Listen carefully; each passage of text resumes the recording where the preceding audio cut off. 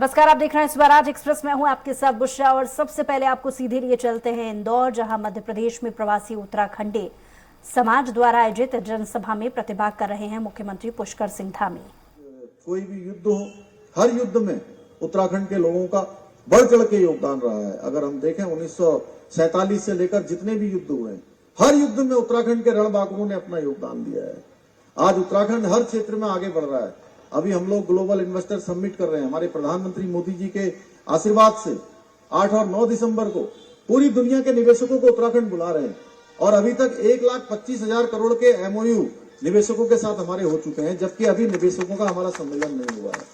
तो मैं आप सबका आज बहुत ही मैं धन्यवाद करता हूं।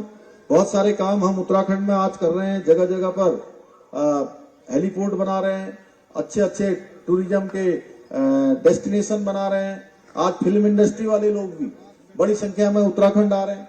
इसके अलावा देहरादून का जो जॉली ग्रांट का एयरपोर्ट है, वो एयरपोर्ट हम अंतर्राष्ट्रीय स्तर का बनाने जा रहे हैं। अभी भी वहां पर 40 के लगभग पूरे देश से जो है उड़ानें चल रही हैं। पंतनगर का एयरपोर्ट, रुद्रपुर पंतनगर का, उसको भी ग्रीनफील्ड बनाने की दिशा में हमने कदम आगे बढ़ा दिए। 800 एकड़ जमीन हमने भारत सरकार को उसके लिए स्थानांतरित कर दी है। चिन्यालीसौड़ या गौचर या पिथौरागढ़, नैनी सैनी, इन स्थानों की हवाई पट्टी को संचालित करने के लिए भी हम काम कर रहे हैं। ऐसे अनेकों काम आज हम लोग कर रहे हैं। रोपवे का निर्माण तेजी से हो रहा है, रेल हो, सड़क हो, सब कनेक्टिविटी का काम चल रहा है। एक और काम जो हमने उत्तराखंड की जनता से चुनाव से पहले उनके सामने रखा था कि समान नागरिक संहिता, आप लोग सुनते होंगे कि उत्तराखंड में UCC जल्दी लागू होने वाला है। तो समान नागरिक संहिता का कानून उत्तराखंड में लाने के लिए हमने जो कमेटी बनाई थी, उस कमेटी ने अपना काम कर दिया है। वो कमेटी ने पूरा संकलन कर दिया। 20,000 लोगों से प्रत्यक्ष उन्होंने बात करी है। विभिन्न धार्मिक संगठनों से, उनके गुरुओं से बात करी है। आदिवासी समाज के बीच में जाकर बात करी है। सबसे बात करने के बाद अब जल्दी ही, क्योंकि उत्तराखंड की देवतुल्य जनता ने हमको इसके लिए अपना आशीर्वाद दिया था कि नई सरकार का गठन होते ही हमने उनके सामने बात रखी थी, हम उत्तराखंड में इसको लागू करेंगे। जैसे ही हमको संकलन मिल जाता है, हम इसको लागू करेंगे। हाँ, कुछ लोग उसके लिए कुछ भ्रांति भी फैलाने का काम कर रहे हैं कि जैसे कि वो आरक्षण खत्म हो जाएगा, विवाह पद्धति बदल जाएगी, कोई संस्कार की पद्धतियां बदल जाएंगी। हम कोई पद्धति बदलने वाले, जिसकी जैसी पद्धति चल रही है वो चल रही है, लेकिन हमारी मातृशक्ति को उसमें सशक्तिकरण हो, मातृशक्ति को भी एक समान कानून, उनको भी सही तरीके से जीने का हक मिले, उसके लिए उत्तराखंड सबसे पहले अगुवाई करने वाला है। हम उस कानून को लागू करने की दिशा में आगे बढ़ेंगे। इसके अलावा लैंड जिहाद, लव जिहाद, जो देवभूमि में बहुत तेजी से चल रहा था, जिसमें हमने 3500 एकड़ जमीन हमारी सरकारी जमीन हमने इससे मुक्त कराई है। अतिक्रमण था, उसको साफ किया है। ऐसे अनेकों काम, नकल का अध्यादेश हमने बनाया, आपने देखा होगा।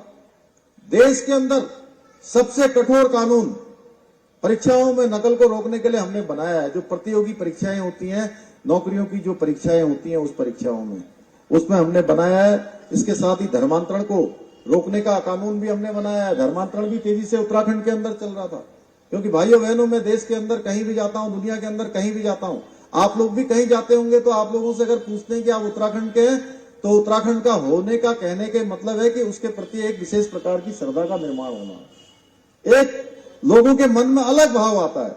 इसलिए उत्तराखंड देवभूमि का जो मूल स्वरूप है, जिसको देवभूमि कहते हैं, वो बिगड़ना नहीं चाहिए। उसको बनाने के लिए भी हमने जो है सख्ती से कदम उठाए और ये अतिक्रमण का हटाने का अभियान प्रारंभ किया है। वो अभियान चल रहा है। धर्मांतरण रोकने का हमने कानून बनाया है। 10 साल तक की सजा का प्रावधान किया है। हमारे प्रधानमंत्री मोदी जी ने कहा है कि 21वीं सदी का तीसरा दशक उत्तराखंड का दशक होगा, यानी कि 21वीं सदी उत्तराखंड की सदी होगी, उत्तराखंड का दशक होगा। हर क्षेत्र में हमको आगे बढ़ना है और हम हर क्षेत्र में आगे बढ़ रहे हैं। और इन प्रयासों में, इन कार्यों में आप सबका सहयोग लगातार हमको मिलता रहा है, पहले भी मिला है और भविष्य में भी मिलता रहेगा। तो मैं आप सबको विश्वास दिलाना चाहता हूं कि आने वाले समय में उत्तराखंड हिंदुस्तान का श्रेष्ठ राज्य बनेगा। और आज इस अवसर पर आप सब लोग इतनी बड़ी संख्या में यहाँ पर आए हैं, मैं एक बार फिर से आप लोगों का दिल से बहुत धन्यवाद करता हूं।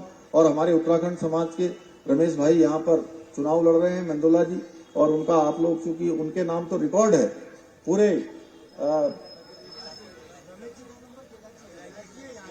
यहाँ से कैलाश जी और वहां से रमेश जी। कैलाश जी भी, रमेश जी तो उत्तराखंड में क्योंकि उनका मूल हुआ, लेकिन कैलाश जी का भी उत्तराखंड का मूल हुआ, ऐसा मान लीजिए आप लोग, क्योंकि वो भी उत्तराखंड के एक एक चप्पे से जो है उनका परिचय है, एक एक जगह पर उनका आना जाना है। हमारे उत्तराखंड के चुनावों में, उत्तराखंड की गतिविधियों में कैलाश जी का बहुत योगदान रहता है। इसलिए मैं आज यह भी कहने आया हूं, क्योंकि वो उनका पूरा जीवन समाज को समर्पित रहा है और हमेशा उन्होंने हमारे समाज की भी चिंता की है, उत्तराखंड वाले लोगों की भी चिंता की है, और इतना जुड़ाव है, समाज सेवा में भी बढ़ चढ़ के उन्होंने काम किया है। इसलिए आप सब लोगों से निवेदन करने आया हूं कि हम लोग चूंकि अब बीच में एक ही